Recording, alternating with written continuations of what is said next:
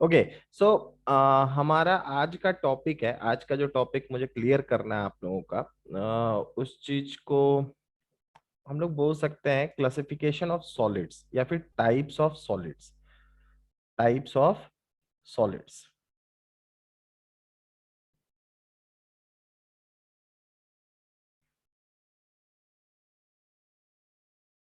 Types of solids. अब types of solids क्या है, तो आप लोग को ऑलरेडी पता है ये बात कि जो मैटर होता है, we can classify matter into physical states, that is solid, liquid and gas. तो उसमें जो सॉलिड्स स्टेट के बारे में हम लोग बात करते हैं, solids can be classified into two types basically. First is your crystalline solid,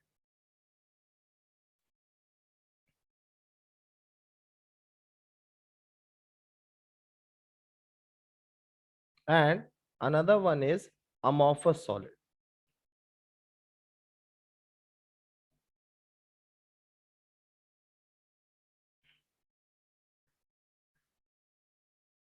amorphous solid एक होता है क्रिस्टलाइन सॉलिड होता है, और एक आपका अमorphous सॉलिड होता है। आखिर दोनों में डिफरेंस क्या है, क्या दोनों किस तरीके से अलग हैं एक दूसरे से, यही चीज हम लोग इस क्लास में जानेंगे आज कि इस तरह से क्रिस्टलाइन सॉलिड और अमorphous सॉलिड दोनों एक दूसरे से अलग है, इसके बारे में बात करेंगे आज के लेक्चर में। तो सबसे पहले स्टार्ट करते हैं क्रिस्टलाइन सॉलिड से। देखिए आप लोग को पता है कि जो मैटर होता है, matter matter matter is made up of constituent particles. Matter is made up of, कोई भी मैटर अगर है, it is made up of constituent particles. Constituent particles. और ये कंस्टिट्यूएंट पार्टिकल्स क्या क्या हो सकते हैं? ये कंस्टिट्यूएंट पार्टिकल्स हो सकते हैं एटम्स, मॉलिक्यूल्स, या फिर हो सकता है आयंस। ठीक है, ये तीनों चीज हो सकता है। This matter, every each and every matter is made up of constituent particles, whether it is atoms, molecules और आयंस। अब ये जो कंस्टिट्यूएंट पार्टिकल्स होते हैं, हम लोग ने जाना था कि सॉलिड स्टेट के केस में, सॉलिड स्टेट के केस में, in case of solid state, constituent particles, constituent particles are close to each other, close to each other due to high intermolecular forces, due to high intermolecular forces. आपको पता है कि solid state के case में जो molecular forces होते हैं molecules के बीच में। सर सर सर बोलो, सुन रहे हैं, सर ये बोलो क्या बोलो। पढ़ा रहे हैं? ये हम ये टाइप्स क्या ऑफ, पढ़ा रहे, चैप्टर 1 स्टार्ट? हेलो, कल से बोल रहा है, ये लोग लेट से ज्वाइन किया। सर चैप्टर 1 स्टार्ट किए हैं क्या? नहीं नहीं, चैप्टर 1 जो आप लोग का तो पूरा सिलेबस खत्म ही है। चैप्टर 1 का जब एनटीएससी का पार्ट, जैसे टाइप्स ऑफ सॉलिड में क्रिस्टलाइन सॉलिड्स और एमोर्फस सॉलिड्स था, तो वो उसके बारे में डिटेल्स बता रहे हैं अब। ठीक है, यस ऐसे यस। मैटर का क्लासिफिकेशन तो पता ही है, सॉलिड्स, लिक्विड्स, गैस होता था। अच्छा समझ गए सर। ठीक है, उसके बाद का बता रहे हैं। यस ओके ओके ओके, ठीक है। समझ गए तो सर। तो हम लोग ऑलरेडी जानते हैं कि सॉलिड स्टेट के केस में जो कंस्टिट्यूएंट पार्टिकल्स होते हैं, they are very close to each other due to high intermolecular forces. ठीक है, अब देखो तो फिर क्रिस्टलाइन सॉलिड्स, अमोर्फस सॉलिड्स किस तरह से अलग है? ठीक है, देखो मॉलिक्यूल्स जो होता है सॉलिड्स के केस में, वो क्या रहता है, आपस में एक दूसरे से पूरा सटा सटा हुआ रहता है। ठीक है, और हाँ, इसमें भी मोशन होता है, मॉलिक्यूल्स बेसिकली वाइब्रेट करते रहता है, तो वाइब्रेटरी मोशन होता है इसमें। ठीक है, वाइब्रेटरी मोशन होते रहता है। अब देखो क्रिस्टलाइन सॉलिड्स के केस में ये जो अरेंजमेंट रहता है मॉलिक्यूल्स का, ये अरेंजमेंट आपका एक पर्टिकुलर पैटर्न में रहता है। ठीक है, आप ऐसा समझ सकते हो, एक तरह से बोल सकते हो कि जैसे स्कूल का जब असेंबली होता है आपका, ठीक है, तो स्कूल के असेंबली में क्या होता है कि पहला 1 क्लास, 2 क्लास, 3 क्लास, अलग अलग classes, different classes, they are all in lines. ठीक है, all the students are in line. तो एक अरेंजमेंट बना के आप लोग खड़े रहते हैं, फिर उसके बगल में एक अरेंजमेंट रहता है, ठीक है।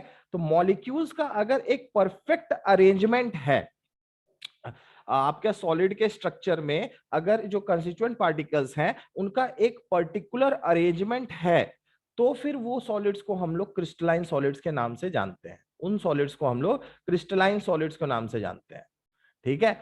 लेकिन अगर मान लो कि मॉलिक्यूल्स आपका जैसे मेला में भीड़ होता है ना, मेला में जो भीड़ होता है कैसा होता है, अब जैसे तैसे आदमी जहां तहां हो सकता है, ठीक है। तो जैसे मान लो एक कोई सॉलिड तुम उठा के लाए, इसमें मॉलिक्यूल जैसे तैसे है, कोई अरेंजमेंट नहीं है पर्टिकुलर, इसमें जैसे तैसे मॉलिक्यूल्स अपने आप को डाला हुआ है, एक मेला का भीड़ के तरह।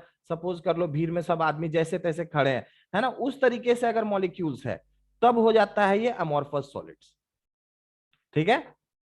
तब हो जाता है ये अमॉर्फस सॉलिड्स, ठीक है। अगर आपका याद रखिएगा मॉलिक्यूल्स का एक अरेंजमेंट है, ठीक है, अरेंजमेंट ऑफ मॉलिक्यूल्स है, एक पैटर्न है उनके मॉलिक्यूलर स्ट्रक्चर में, तो फिर हुआ क्रिस्टलाइन सॉलिड्स। अगर मॉलिक्यूलर स्ट्रक्चर का कोई पैटर्न नहीं है, जैसे तैसे भीड़ की तरह मॉलिक्यूल्स आपस में जमा है, तो हो गया आपका एमॉर्फस सॉलिड्स, ठीक है। कोई दिक्कत है यहां तक, क्लियर है सबको? किसी कोई डाउट है तो बोल सकते हो, माइक ऑन करके बोल सकते हो, कोई दिक्कत नहीं है। हाँ ना, डाउट पूछ सकते हो।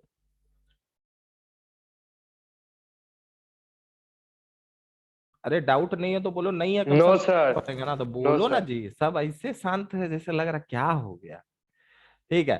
चलो तो नेक्स्ट पेज में चलते हैं, है ना, नेक्स्ट स्टार्ट करते हैं। अब देखो इसी सब के साथ, सर हाँ हाँ बोलो बोलो। पेज रहने दीजिएगा सर, लिखना नोट करना। अच्छा नोट कर लो कर लो।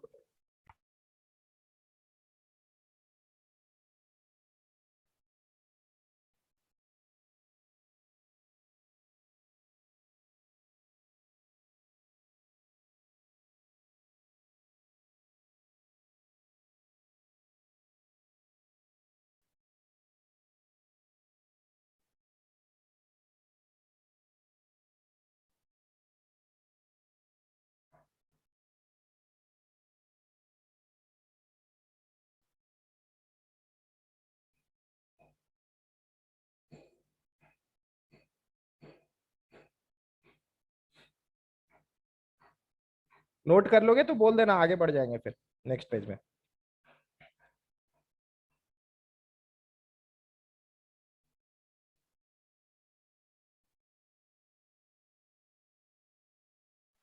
हो गया सर।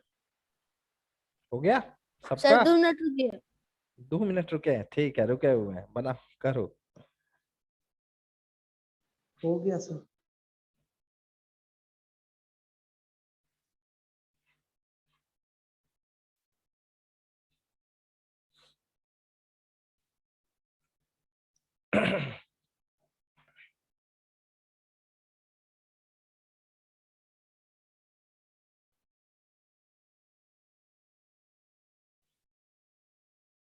हो गया, चलिए तो नेक्स्ट पेज में चलते हैं।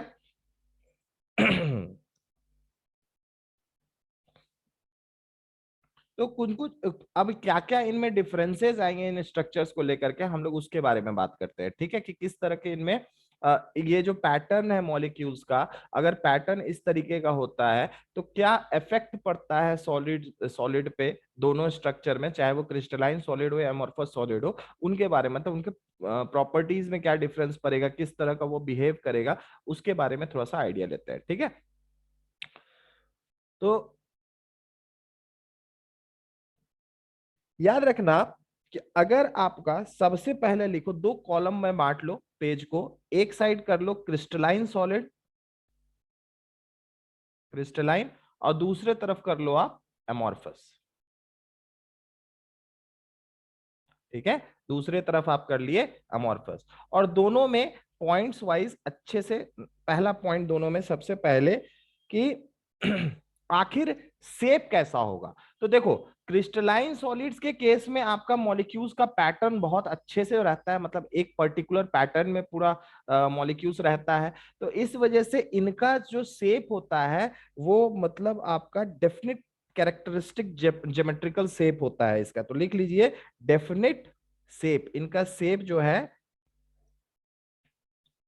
डेफिनेट कैरेक्टरिस्टिक ज्योमेट्रिकल शेप, अच्छा खासा ज्योमेट्री में रहता है, ठीक है, ज्योमेट्रिकल शेप इसका बहुत अच्छा रहता है, ठीक है।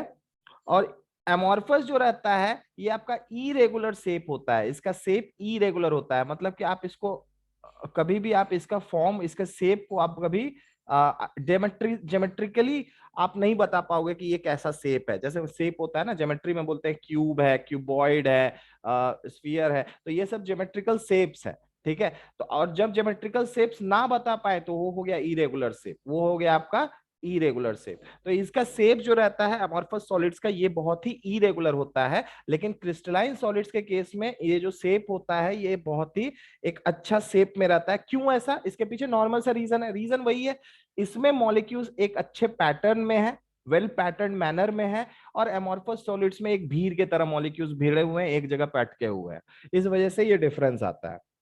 उसके बाद इनका मेल्टिंग पॉइंट बहुत शार्प होता है, क्रिस्टलाइन सॉलिड्स का मेल्टिंग पॉइंट शार्प होता है, sharp melting point, sharp melting point, ठीक है।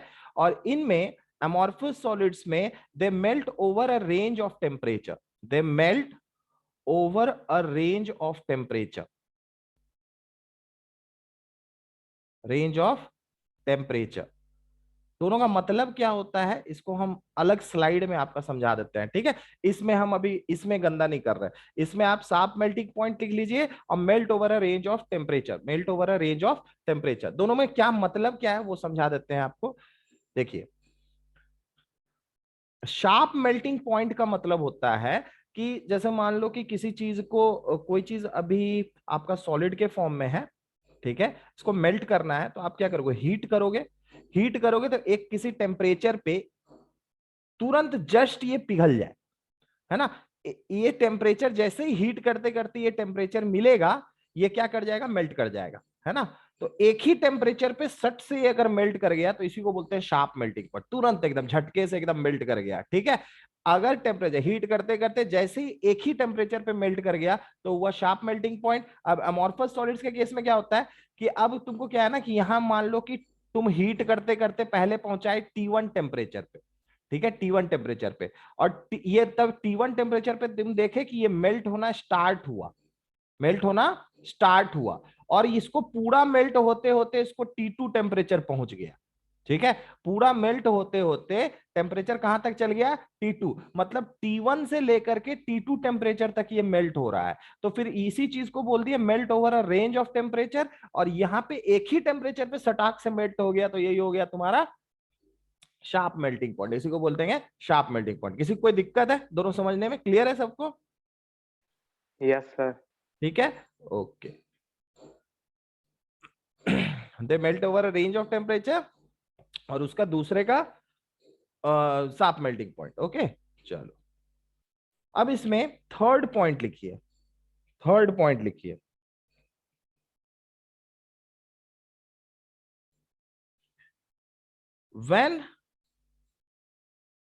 when cut into two pieces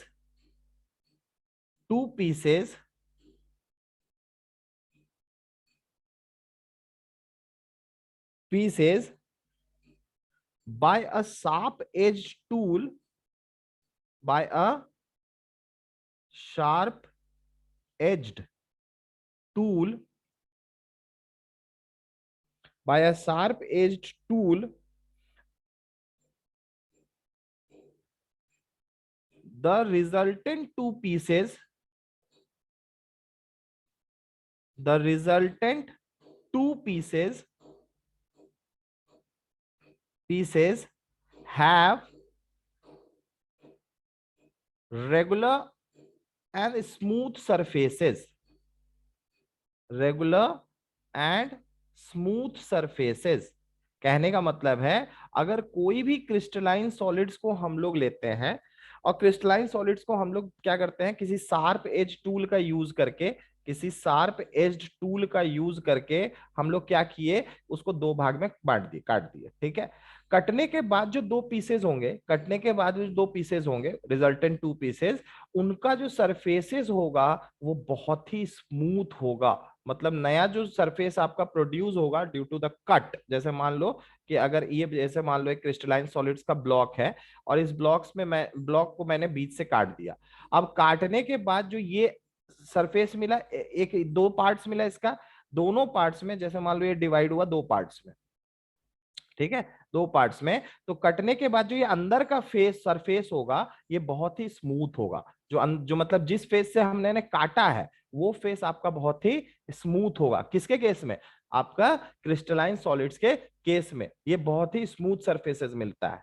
लेकिन लेकिन आपका अगर सेम चीज हम लोग एमॉर्फस सॉलिड्स के साथ करें तो फिर जो सरफेसेस मिलता है ना, वो सरफेसेस बहुत ही इरेगुलर मिलता है।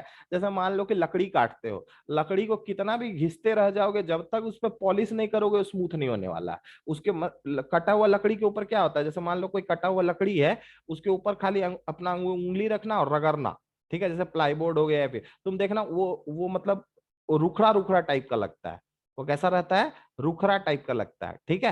तो उस तरह का सरफेस होता है अमॉर्फस सॉलिड्स के लिए। तो वही चीज आप लिख लो, सेम चीज है, when cut into two pieces,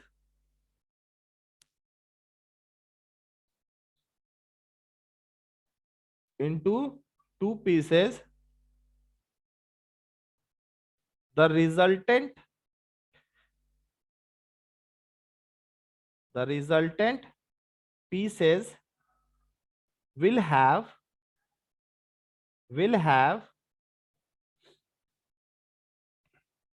irregular surfaces, irregular surfaces।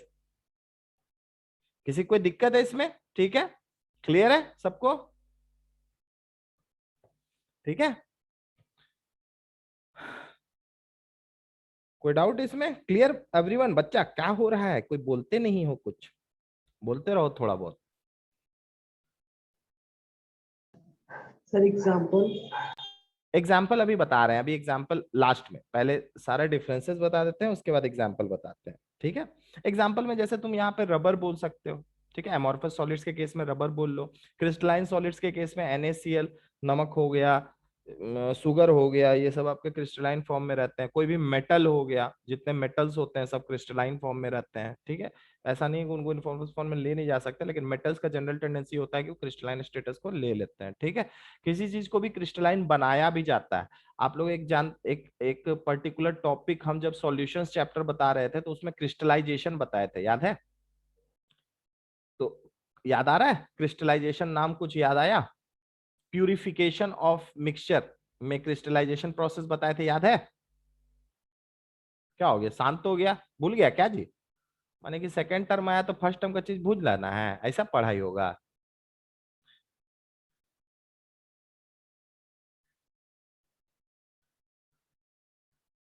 ठीक है। हम पढ़वे नहीं किए सर। आदित्य तुम अपना माइक ऑन करके बोल सकते हो, चैट में लिखने की जरूरत नहीं है, सबका अनम्यूट किया हुआ है, जिसको जो बोलना है you can open your mic, इसीलिए हम बार बार पूछ रहे हैं, ठीक है। चलो ओके, उसके बाद आपका है नेक्स्ट डिफरेंस है, they are anisotropic in nature, they are anisotropic in nature।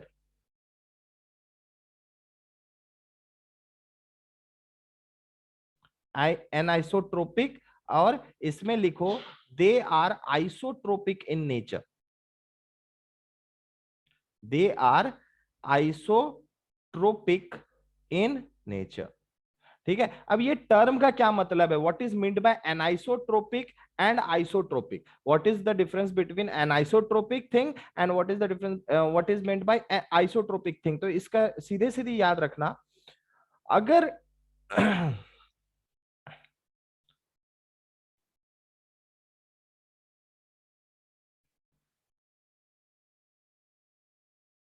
अगर मान लो, जैसे मान लो कि एक लोहा लिए, ठीक है, आयरन का आपने ब्लॉक लाया, ठीक है, this is a iron block. अब इस आयरन ब्लॉक के इस कोने पे आपने डेंसिटी निकाला, ठीक है, यहाँ पे डेंसिटी को देखा आपने, और फिर आपने डेंसिटी इस कॉर्नर पे निकाल के देखा। ठीक है, दोनों कॉर्नर्स पे आपने सोचा कि कुछ वॉल्यूम के लिए हम डेंसिटी निकालें। आपको क्या दिखा कि डेंसिटी दोनों का डिफरेंट आ रहा है, मतलब सेम ब्लॉक है, सेम लोहा है, लेकिन इस जगह पे डेंसिटी आपका थोड़ा कम मिल गया, इस जगह पे डेंसिटी थोड़ा ज्यादा मिल गया। मतलब जो physical property, density is basically what, density is basically a physical property. ठीक है, तो अगर फिजिकल प्रॉपर्टी किसी भी चीज का, फिजिकल प्रॉपर्टी अगर पूरे स्ट्रक्चर में, if physical property in the structure of solid,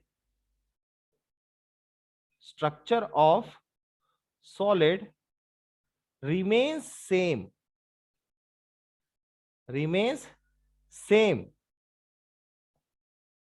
तो हम उस सॉलिड को उस सॉलिड को आइसोट्रोपिक बोलते हैं। Then it is termed as isotropic nature, then it is termed as isotropic nature,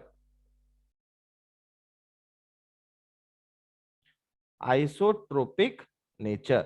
और अगर मान लीजिए कि सिमिलर इसका अपोजिट कर देंगे, if physical property in the structure of solid remains does not remain same, अगर सेम नहीं रहता है, तो हम लोग बोलते हैं एनाइसोट्रोपिक। अब बोलोगे सर क्रिस्टलाइन सॉलिड्स एनाइसोट्रोपिक क्यों है, तो देखो इसके पीछे कारण क्या है। देखो मान लो कि जैसे यही वाला हम सपोज कर लेते हैं, ये लोहा है, इसका क्रिस्टलाइन सॉलिड्स, इसके अंदर में मॉलिक्यूल्स एक पर्टिकुलर पैटर्न में अरेंज्ड है। ठीक है, एक पर्टिकुलर पैटर्न में अरेंज्ड है। अब यहां से स्टार्ट किए, ठीक है, अब क्योंकि इसके मॉलिक्यूल्स एक पैटर्न में अरेंज्ड हैं, तो आपको दिख रहा होगा कि ये जो बीच में एक गैप आ गया, ये बीच में एक गैप आ गया, नहीं 5 मिनट नहीं, वो ये आपका बीच में गैप आ जा रहा है, क्योंकि ऐसा पैटर्न नहीं है, इसके मॉलिक्यूल्स इसी तरह से अपने आप को अरेंज करके रखे हुए हैं। ठीक है, ये आपका सीधा सीधे गया, फिर बीच में थोड़ा गैप है, फिर उसके बाद एक और लेयर, उसके बाद फिर एक और लेयर, इस तरीके से है। तो आप देखो, अगर आप सोच रहे हो कि डेंसिटी निकालना है, ठीक है, तो डेंसिटी जो है होता है मास पर यूनिट वॉल्यूम। तो अगर इस पॉइंट पे निकाल रहे हैं, तब तो यहाँ पे मॉलिक्यूल है, मतलब आपका density mass per unit volume में आपका क्या होगा कि मास रहेगा, तो डेंसिटी निकल जाएगा। लेकिन अगर सपोज करो हम इस पर्टिकुलर वॉल्यूम के लिए निकालने चल जाए डेंसिटी, तो अब यहाँ बीच में क्या है, पैटर्न में यहाँ पे मास तो नहीं है, यहाँ पे मास नहीं है, क्योंकि इसका जो मॉलिक्यूल्स का पैटर्न है, जिस तरह से अरेंज्ड है, उसमें एक जिस पॉइंट पे हम लोग निकालने जा रहे हैं वहां मॉलिक्यूल है ही नहीं, मतलब वहां पे मास क्या होगा, कम होगा, वहां पे मास क्या होगा, कम होगा। अगर मास कम होगा तो नॉर्मल सा बात है कि इस पॉइंट पे और इस पॉइंट पे से इसको बोल लेते हैं ए पॉइंट, सपोज लो रेड वाला, और एक सपोज कर लो आपको ग्रीन वाला बी पॉइंट। तो नॉर्मल सा बात है, दोनों पॉइंट पे डेंसिटी क्या होगा, डिफरेंट होगा, होगा कि नहीं होगा, बताओ, सही है ना, किसी कोई डाउट है इसमें, दोनों पॉइंट्स पर डेंसिटी डिफरेंट होगा ना, क्योंकि पैटर्न के हिसाब से मॉलिक्यूल जहां पे होगा वहीं पे मास होगा। अगर ऐसा कोई जगह अरेंजमेंट, मॉलिक्यूल के अरेंजमेंट की वजह से बन रहा है कि वहां पे मॉलिक्यूल नहीं है, या फिर वहां पे मॉलिक्यूल कम है, तो क्या होगा, वहां पे डेंसिटी डिफरेंट आएगा, आएगा कि नहीं आएगा। Are you getting, yes sir बोलो। Yes sir. हाँ तो यस सर बोलो, तो अब तो मजा आया, तो बोलते रहो, है ना, सुनाई देना चाहिए। ठीक है, तो सर हाँ बोलो। सर हम हॉस्टलर्स बॉयज बोल रहे थे हम लोग। हाँ बोलो। सर हम लोग का है ना नेटवर्क इशू की वजह से डिस्कनेक्ट हो गया था पिछले 5 मिनट से। सर 5 मिनट में जो बोले उसको शॉर्ट रिकैप कर दीजिए ना। अच्छा ठीक, देखो देखो पहला बात तो आइसोट्रोपिक एनाइसोट्रोपिक का मतलब समझा रहे थे। हम बोल रहे थे कि अगर फिजिकल प्रॉपर्टी जो होता है किसी भी चीज का, अगर वो पूरे के पूरे सॉलिड स्ट्रक्चर में सेम रहे हर एक पॉइंट पे, जैसे मान लो ये एक ब्लॉक है, एक बार फिर से देख लो, जैसे मान लो ये आयरन का एक ब्लॉक है, अब यहाँ पे डेंसिटी निकालो, या फिर यहाँ पे डेंसिटी निकालो, या फिर यहाँ पे, अगर सब जगह डेंसिटी का वैल्यू सेम आ रहा है, मतलब फिजिकल प्रॉपर्टी आपका सेम आ रहा है, तो फिर वो हुआ आइसोट्रोपिक नेचर। तब उसको क्या बोले, ठीक है, तब उसको क्या बोले, आइसोट्रोपिक नेचर बोले। ठीक है, तब उसको क्या बोले हम लोग, आइसोट्रोपिक नेचर बोले। लेकिन अगर मान लो कि डेंसिटी हर पॉइंट पे किसी किसी पॉइंट पे डिफरेंट हो, डेंसिटी क्या हो, किसी किसी पॉइंट पे डिफरेंट हो, तब उसको बोलेंगे एनाइसोट्रोपिक नेचर। मतलब फिजिकल प्रॉपर्टी अगर पूरे स्ट्रक्चर ऑफ सॉलिड में, पूरे स्ट्रक्चर हर एक जगह पे, सॉलिड के हर एक जगह पे अगर फिजिकल प्रॉपर्टी सेम रहा तो आइसोट्रोपिक। अगर मान लो पूरे स्ट्रक्चर में आपका फिजिकल प्रॉपर्टी सेम नहीं रहा तो फिर उसको बोलेंगे एनाइसोट्रोपिक।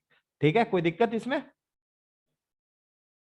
No sir. नहीं। हाँ, अब इसमें देखो, अब इसमें क्या हम बताना चाह रहे थे उस चीज को समझो कि क्यों ऐसा है ना, क्यों आखिर क्रिस्टलाइन सॉलिड एनाइसोट्रोपिक होता है, मतलब क्यों उसका प्रॉपर्टीज हर जगह पे सेम नहीं होता, इस चीज को समझो। तो देखो, सपोज कर लो कि ये वाला आपका एक ब्लॉक है आयरन का, जिसमें आयरन के जो एटम्स हैं इस तरीके से अपने आप को अरेंज किए हुए हैं। ये एक लाइन है मॉलिक्यूल्स का, उसके बाद आपका थोड़ा सा स्पेस बीच में है, फिर उसके बाद एक अरेंजमेंट है, फिर उसके बाद स्पेस है, फिर एक अरेंजमेंट, मतलब एक पर्टिकुलर अरेंजमेंट में है। अब यहाँ पे देखो, अगर हम बोल रहे हैं कि अगर मान लो इस, जैसे मान लो ये ऑरेंज वाला पार्ट है, ठीक है, और जो लो ये जो आपका रेड वाला पार्ट है, ठीक है, इस रेड वाले पार्ट पे अगर हम डेंसिटी निकालने जाते हैं तो यहाँ पे मॉलिक्यूल मिला, तो मॉलिक्यूल मिला मतलब यहाँ पे मास होगा। ठीक है, मास होगा, तो यहाँ पे डेंसिटी का वॉल्यूम तुमको मिला, सपोज करो D1। ठीक है, लेकिन अगर ये ग्रीन वाले स्पॉट पे, ये जो ग्रीन वाला स्पॉट है जहां पे मॉलिक्यूल्स नहीं है, वहां पे डेंसिटी निकालने चले गए। ठीक है, डेंसिटी निकालने चल गए, अब वहां पे तो मॉलिक्यूल्स है नहीं, और अगर मान लो उस जगह पे मॉलिक्यूल्स नहीं है तो इसका मतलब हम अगर मान लो यहाँ ग्रीन वाले का डेंसिटी D2 बोले तो तुम बोल सकते हो कि D1 यहाँ पे ज्यादा होगा D2 से, यानी कि दोनों जगह पे डेंसिटी में डिफरेंस आएगा। बोल सकते हो? बोल सकते हो कि नहीं बोल सकते हो? जैसे मान लो, समझ में आ रहा है, क्लियर है? Yes sir. ठीक ना? तो यहाँ पे आपका डेंसिटी डेंसिटी क्या हो गया, इरेगुलर हो गया। क्यों? क्योंकि अरेंजमेंट इस तरह का था मॉलिक्यूल्स का कि कहीं कहीं पे मॉलिक्यूल्स नहीं थे, वहां पे डेंसिटी डिफरेंट मिल रहा था, मतलब कुछ फिजिकल प्रॉपर्टीज वहां पे डिफरेंट होगा। लेकिन अगर सोचो एमॉर्फस सॉलिड के बारे में बात करते हैं, अब एमॉर्फस सॉलिड्स के केस में क्या है कि मॉलिक्यूल्स तो जैसे तैसे पूरा मॉलिक्यूल जैसे तैसे अरेंज्ड है, पूरा भरा हुआ मॉलिक्यूल, ऐसा जगह ही नहीं है जहां पे खाली मिल रहा है, ऐसा कोई जगह ही नहीं है जहां पे खाली कुछ मिलेगा, माने कि मॉलिक्यूल्स हर जगह पे है। क्यों? क्योंकि एक भीड़ के तरह है, मेला में जैसे भीड़ होता है आदमियों का, वैसे ही आपका मॉलिक्यूल्स जहां तहां पे पूरा मॉलिक्यूल्स भरा हुआ है। तो इसका मतलब है कि इसके किसी भी पॉइंट पे अगर डेंसिटी निकालने जाओगे तो आपको वहां पे मॉलिक्यूल्स मिल ही जाएगा, चाहे आप किसी स्पॉट पे निकालने जाओ, इस स्पॉट पे निकालो या फिर आप इस स्पॉट पे निकालो या फिर आप इस स्पॉट पे निकालो, ठीक है, या फिर आप इस स्पॉट पे निकालो, किसी भी स्पॉट पे आप डेंसिटी निकालने जाओगे सेम ही आएगा। क्यों? क्योंकि हर जगह मॉलिक्यूल्स है, जैसे तैसे मॉलिक्यूल्स वहां पे भरा पड़ा है। ठीक है, लेकिन क्रिस्टलाइन सॉलिड्स के केस में ऐसा नहीं है। क्रिस्टलाइन सॉलिड्स के केस में क्या है, क्रिस्टलाइन सॉलिड्स के केस में आपका एक पर्टिकुलर अरेंजमेंट है मॉलिक्यूल्स का, जिसकी वजह से हो सकता है कि ऐसा कोई जगह जहां पे थोड़ा सा वॉइड बन रहा हो, मतलब मॉलिक्यूल्स के बीच में जगह खाली हो, वहां पे अगर डेंसिटी कैलकुलेट करोगे तो वहां पे डेंसिटी आपको क्या मिलेगा, डिफरेंट मिल जाएगा नॉर्मली दूसरे स्ट्रक्चर। इस वजह से क्रिस्टलाइन सॉलिड्स आपका एनआइसोट्रोपिक होता है और एमॉर्फस सॉलिड्स आइसोट्रोपिक होता है। ठीक है, तो लास्ट वाला पॉइंट आपका हम वही लिखवाए हैं, दे आर एनआइसोट्रोपिक, और ये हो गया they are isotropic in nature. Sir ये पेज रहने दीजिएगा, नोट करो। नोट करो।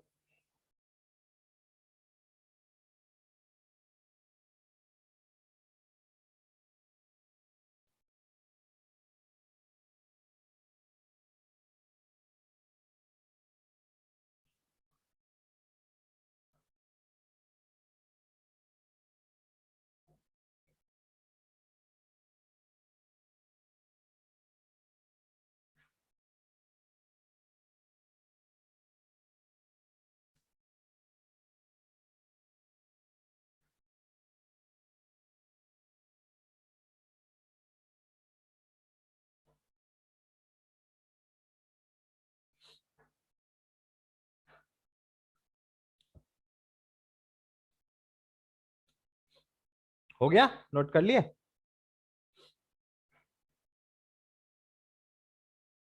वैसे नोट्स में भी आएगा, और हाँ लेकिन नोट करो, अच्छा है, नोट करने का आदत रखो क्लास में तो ज्यादा सही रहेगा, नोट करते रहो सब बढ़िया से।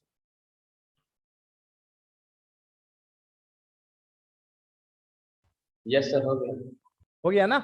चलो, तो फिर आगे बढ़ते हैं नेक्स्ट पॉइंट ऑफ डिफरेंस। और क्या पॉइंट ऑफ डिफरेंस है उस पर ध्यान देते हैं। देखो क्रिस्टलाइन सॉलिड्स को ट्रू सॉलिड्स बोला जाता है, ठीक है, और जो आपका एमॉर्फस सॉलिड्स है इसको स्यूडो सॉलिड्स बोला जाता है। स्यूडो का मतलब एक तरह से बोल सकते हो नकली सॉलिड्स भी बोल सकते हो, या फिर पूरा तरह से सॉलिड नहीं, थोड़ा सा असर इसका लिक्विड जैसा होता है, इसी वजह से इसको स्यूडो सॉलिड्स बोलते हैं। या फिर इसका दूसरा नाम है एक और, सुपर कूल्ड लिक्विड्स भी बोला जाता है, इसको सुपर कूल्ड लिक्विड्स भी बोला जाता है, ठीक है। अब ये क्या है टर्म, नया टर्म आया एक, इसके बारे में थोड़ा जानते हैं, ठीक है। देखो स्यूडो सॉलिड्स का मतलब होता है the solids which have the tendency to flow, मतलब ऐसा सॉलिड्स जिसका फ्लो करने का टेंडेंसी होता है, tendency to flow at a very slow rate, at a very slow rate, very slow rate, at a very slow rate, बहुत धीरे, 5 साल 6 साल में फ्लो करेगा, ठीक है, at a very slow rate। अब इसका क्या मतलब है, थोड़ा इसको समझते हैं। तो देखो बताते हैं, जैसे तुम लोग के घर में, मिला जुला के सबके घर में, हॉस्टल में भी देख लो, कांच में जो खिड़की है, वो खिड़की में कांच लगा हुआ है, ठीक है, वो खिड़की में क्या लगा हुआ है, कांच लगा हुआ है ना।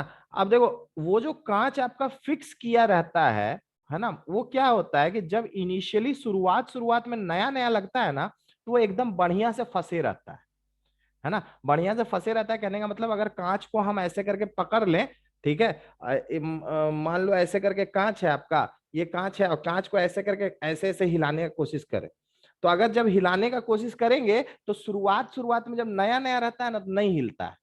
लेकिन क्या होता है कि धीरे धीरे टाइम के साथ ये ऊपर का सॉलिड जो रहता है, ऊपर में अभी क्या रहता है कि ऊपर नीचे हर जगह पे कांच का थिकनेस सेम रहता है, ऊपर नीचे सब जगह पे कांच का थिकनेस सेम रहता है। लेकिन टाइम के साथ 5 साल 6 साल है ना, टेम्परेचर की वजह से बार बार टेम्परेचर घट रहा है, बढ़ रहा है, तो ये हो रहा है, टेम्परेचर के रेगुलर चेंजेस की वजह से, सीजन्स के वजह से क्या होता है कि ये जो सॉलिड्स हैं इनका ऊपर का हिस्सा थोड़ा सा मेल्ट करके टाइम के साथ क्या होता है, नीचे के तरफ आ जाता है। तो उस वजह से क्या होता है ना, नीचे का पोर्शन आपका थिक हो जाता है, नीचे का पोर्शन कांच का आपका थिक हो जाता है विंडोज का, और ऊपर का पोर्शन जो आपका है ये आपका थिन हो जाता है।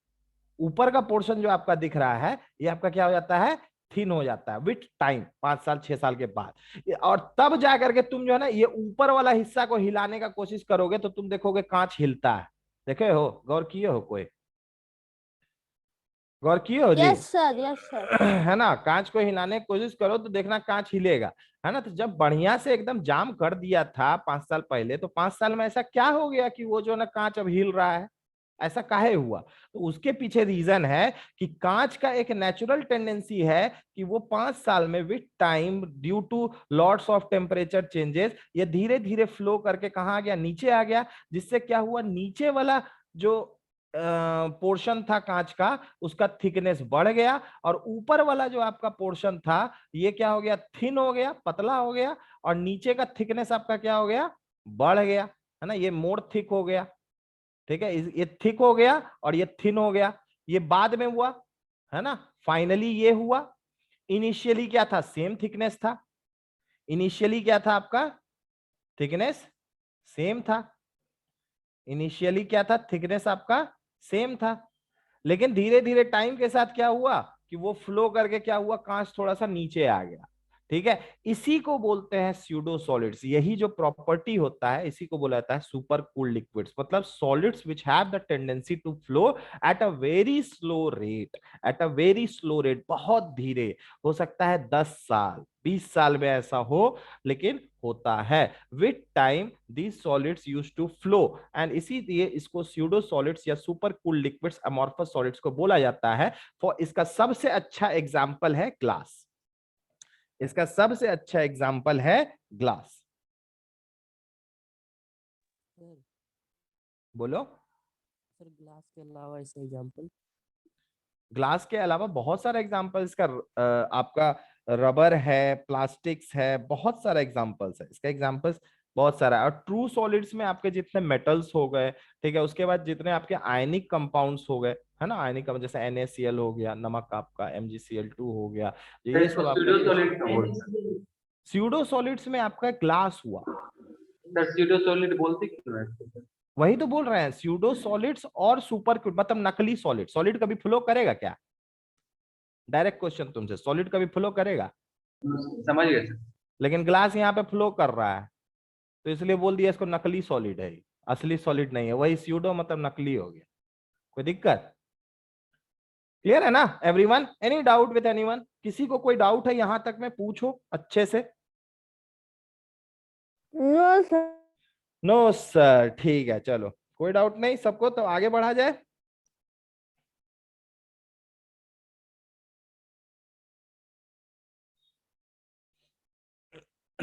अच्छा, लास्ट पॉइंट ऑफ डिफरेंस के लिए एक चीज बस इसमें ऐड कर लेना, ठीक है, यहां पे लिख लेना, have long range order, have long range order,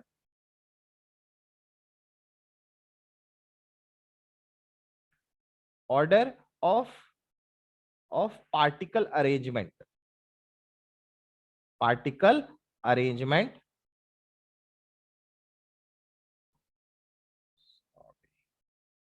of particle arrangement. और इसका शॉर्ट ऑर्डर होता है, ठीक है, इसका शॉर्ट ऑर्डर होता है,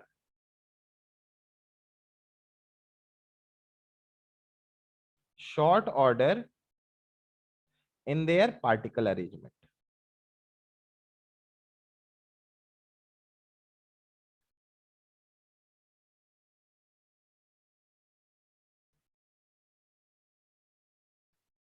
ठीक है, इसका बेसिकली कहने का मतलब ये है, ये वाला जो लास्ट वाला लाइन आप लोग को लिखवाया है पॉइंट ऑफ डिफरेंस, इसका बेसिकल मतलब ये है कि जो पार्टिकल का अरेंजमेंट होता है वो क्रिस्टलाइन सॉलिड्स में पूरे स्ट्रक्चर में बहुत दूर दूर तक होता है, ठीक है, बहुत दूर दूर तक होता है, तो उसी दूर दूर तक होने को बोल दिया लॉन्ग रेंज ऑर्डर, ठीक है। और शॉर्ट रेंज ऑर्डर आपके स्यूडो सॉलिड्स के केस में शॉर्ट रेंज बहुत छोटा छोटा ऑर्डर रहता है, मतलब तुरंत में पैटर्न चेंज हो गया, तुरंत में जैसे तैसे अपना अरेंजमेंट है, तो उसी को बोल दिया have short order in their particle arrangement, और यहाँ पे have long range order of particle arrangement.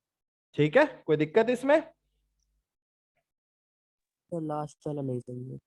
Last वाला वही है। अरे ये जो पार्ट जैसे अभी बताया ना कि क्रिस्टलाइन सॉलिड्स के केस में पार्टिकल का एक पर्टिकुलर अरेंजमेंट होगा, ठीक है, तो अरेंजमेंट होगा तो भाई पूरे अब जैसे मान लो तुमको हम एक वो दिए, एक मीटर का एक लोहा दिए, ठीक है, तो 1 मीटर के लोहे में कितने दूर तक वो अरेंजमेंट रहेगा? तो इसमें अच्छा खासा दूरी तक रहेगा, हो सकता है पूरा 1 मीटर तक ये ऑर्डर फॉलो होते रहे, ठीक है, लेकिन मतलब पार्टिकल्स का जो अरेंजमेंट है उसका ऑर्डर फॉलो हो। लेकिन यहाँ पे आपका स्यूडो सॉलिड्स के केस में have short range order. Short range order कहने का मतलब जैसे मान लो 1 मीटर को एक तुमको आयनिक ग्लास दिए, अब 1 मीटर में क्या होगा, पार्टिकल्स का जो अरेंजमेंट है वो तुमको दिखेगा कि हाँ इतना दूर फॉलो हुआ, फिर उसके बाद फॉलो ही नहीं हो रहा है, फिर उसके बाद इतना दूर कुछ दूसरा अरेंजमेंट, फिर इतना दूर कुछ दूसरा अरेंजमेंट, फिर कुछ अलग अरेंजमेंट। तो मतलब इसमें जो पार्टिकल्स का अरेंजमेंट है इन ज्यादा दूरी तक नहीं होता है, तो छोटा रेंज हो गया, छोटा रेंज ऑर्डर हो गया पार्टिकल्स का। और इसमें क्या है, पार्टिकल्स का अरेंजमेंट पूरे के पूरे लेंथ पे अच्छे से अरेंज्ड है, तो इसमें क्या हो गया, लॉन्ग रेंज ऑर्डर हो गया अरेंजमेंट का। अब समझ में आया? Yes sir. ठीक है, कोई दिक्कत यहां तक? क्लियर है सबको? Yes okay sir. ओके, अब आ जाते हैं एग्जाम्पल्स में। एग्जाम्पल्स देख लेते हैं, तो दोनों के एग्जाम्पल्स हम ऐसे अभी क्या है कि 9th में तुम लोग को बस आइडिया दिया जा रहा है कि हाँ बोलो। सर हमारे आसपास जितना भी सॉलिड है उसमें ज्यादा एमरफस है या ज्यादा क्रिस्टलाइन है? गजब क्वेश्चन है। वैसे देखा जाए तो ज्यादा बोलोगे तो क्रिस्टलाइन हो जाएगा, क्योंकि हम लोग क्या है कि मेटल पार्ट्स हो गया, ये सब हो गया, इन सबको ज्यादा यूज करते हैं। आयनिक कंपाउंड जितने भी कॉपर सल्फेट हो गया, हम लोग का नमक हो गया, NaCl, शुगर क्रिस्टल्स हो गया, डायमंड हो गया, ग्राफाइट हो गया, ये सारा आपका जितने भी एलोट्रोप्स मिलते हैं maximum they are crystalline compound. इसीलिए जब आप लोग हायर क्लासेस में जाओगे भी तो एमोर्फस सॉलिड्स आप लोग को ज्यादा नहीं पढ़ना है, आप लोग को ध्यान देना है क्रिस्टलाइन सॉलिड्स पे, क्योंकि क्रिस्टलाइन सॉलिड्स पे ही जनरली हम लोग जो चाहे इंजीनियरिंग में चल जाओ करने के लिए या बाद में कहीं भी चल जाओ, तुम जो सामान पे एक्सपेरिमेंट करोगे वो सामान क्रिस्टलाइने होगा, है ना। जैसे मान लो एल्यूमिनियम का कंपनी एक्सट्रैक्शन का खुला हुआ है, लोहा का एक्सट्रैक्शन का खुला हुआ है, स्टील का एक्सट्रैक्शन का कंपनी खुला हुआ है, तो जो भी चीज एक्सट्रैक्ट करते हैं वो maximum they are what, they are crystalline compounds unless and until they are non metals. Sir जितना भी सॉलिड प्लास्टिक का होता है कह सकते हैं कि वो सारा एमोर्फस है। जितना भी प्लास्टिक्स का सॉलिड्स होता है, यस सर। हाँ प्लास्टिक्स आपका एमोर्फस सॉलिड है ही। तो सर वुड क्या है? वुड वुड आपका एमोर्फस है, ये भी कोई पूछने की बात है? ठीक है सर। ठीक है, वुड आपका एमोर्फस है।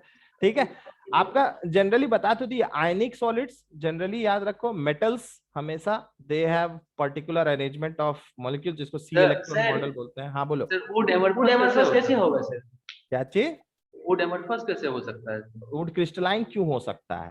सर वुड फ्लो थोड़ा ही ना वुड करेगा। फ्लो थोड़ी ना करता है। अरे वुड, देखो देखो देखो देखो देखो उसको एक टर्मिनोलॉजी दिया हुआ है ना। वुड भी समय के साथ खियाता है, खियाना बोलते हो ना, ठीक है। तो वुड फ्लो नहीं करता है, उससे डायरेक्ट मत जाओ। फूड वुड के अंदर पार्टिकल्स करे। अब हम एक को बोल दिए कि ग्लास पिघलता है, मतलब तुम रबरों को पिघला देगा क्या? बात समझ रहे हो? मतलब हम एक प्रॉपर्टी बताए कि अमोर्फस सॉलिड्स में कुछ सॉलिड्स ऐसे भी मिले हैं जिनका वक्त के साथ क्या होता है, पिघलने का आदत है ना। मतलब कि वो क्या कहते हैं, फ्लो करते हैं, पिघलते नहीं है, बस फ्लो प्रॉपर्टी करते हैं। हाँ वो एक प्रॉपर्टी है, वो एक देखा गया है कि अमोर्फस सॉलिड्स में वैसा प्रॉपर्टी, मतलब हर एक अमोर्फस सॉलिड को तुम फ्लो करवा दोगे, तुम रबर को भी फ्लो करवा दोगे। समझ गए? समझ आया ना? वो ऐसा कुछ नहीं है। ठीक है, वुड आपका बेसिकली जो अमोर्फस और क्रिस्टलाइन सॉलिड्स है उसका डिफरेंशिएशन उनके अंदर के पार्टिकल्स के अरेंजमेंट के बेसिस पे ही किया जाता है। कोई दिक्कत? छोटा छोटा एग्जांपल्स लो, समझ में आएगा। जैसे हम तुमको एक एग्जांपल देते हैं, तुम कोई भी चीज, हम जो थर्ड पॉइंट लिखाए थे डिफरेंस का, जो थर्ड पॉइंट लिखाए थे डिफरेंस का, ये वाला आप देखो, ये वाला थर्ड पॉइंट है, इस पे ज्यादा ध्यान दो। When cut into two pieces by a sharp edge tool the resultant two pieces have regular. क्या लकड़ी को काटोगे तो उसके जो दोनों सरफेस आपको नए वाले मिलेंगे, क्या वो दोनों सरफेस स्मूथ रह सकता है जिंदगी में? No sir. तो फिर वो कैसे होगा क्रिस्टलाइन सॉलिड? अगर यही तुम लोहा लोगे और लोहा को अगर काटोगे दो भाग में, तो क्या तुमको दोनों दोनों प्लेन जो मिलेगा, स्मूथ मिलेगा ना? Yes sir. मिलेगा। कोई भी मेटल को काटोगे तो मिलेगा। यस ठीक है, फिटकिरी, फिटकिरी जानते हो? फिटकिरी यस है ना। फिटकिरी को दो भाग में तोड़ दोगे, तो दो भाग में तोड़ोगे तो अंदर का दोनों का सरफेस कैसा रहेगा? स्मूथ रहेगा? स्मूथ रहेगा। तो फिटकिरी आपका क्रिस्टलाइन हो गया। अब समझ में आ रहा है ना? Yes sir. क्लियर है? तो चलो यही डिफरेंस एक बचा हुआ था आप लोग का। और आप लोग को अगर मान लो कि और पर्टिकुलर कोई टॉपिक होगा जो आप लोग को लग रहा होगा कि हाँ उस समय में, क्योंकि हम लोग, मेरे को सिलेबस पहले देखना था, तो हम तो सिलेबस अब खत्म हो चुका है, अब सिर्फ एनटीएससी का क्लास तुम लोगों को चलेगा। ठीक है। अच्छा और एक बात, एटॉमिक स्ट्रक्चर का नोट्स आज हम तुम लोग को भेजेंगे, ठीक है, एनटीएससी का। ठीक है, उसमें बोर्ड लेवल्स होंगे होंगे नहीं पता, लेकिन हाँ भाई उसमें एनटीएससी के लेवल तक पूरा का पूरा वो नोट्स रहेगा। ठीक है, ये नोट्स आपको एटॉमिक स्ट्रक्चर का आज आप लोग को हम ग्रुप पे आप लोग का भेज देंगे। ठीक है, ग्रुप डिस्क्रिप्शन में आपके व्हाट्सएप पे, ठीक है, नोट्स आपको हम भेज देंगे, आप वहां से ले लेना। ठीक है ना। जो लोग हॉस्टल में है दिकांता सर को बोलना, अगर प्रिंट आउट मिल जाएगा तो फिर ठीक है। सर आप ही हाँ। बोल दीजिएगा ना सर चैप्टर 1 जो है ना, हाँ। स्टेट्स ऑफ मैटर, हम लोग के हाँ। पास एक एलन का सीट है सर, उसमें ना बहुत कुछ ऐसा है जो हम लोग नहीं पढ़े हैं। जैसे हाँ। आज ये टॉपिक पढ़े, उसमें है ये टॉपिक। हाँ तो ये Yes, तो sir. वैसे तो ठीक है, हम बोल तो रहे हैं कि जो टॉपिक, क्योंकि हम लोग पहले ध्यान दिए थे कि हाँ स्कूल वाला पार्ट सारे कवर अप हो जाए, तो जो टॉपिक तुमको लगता है कि नहीं है तुम मेरे को बता दो, हम वो सारे टॉपिक्स धीरे धीरे करके सारा का सारा खत्म करवा दें। आदि तरह तुम्हारे पास है ना? सर को भेज देना, हाँ, सर को भेज देना वो सीट। ठीक है, चलो okay, thank you everyone, love you all, bye bye. Bye, bye sir. Sir. Bye. Bye sir.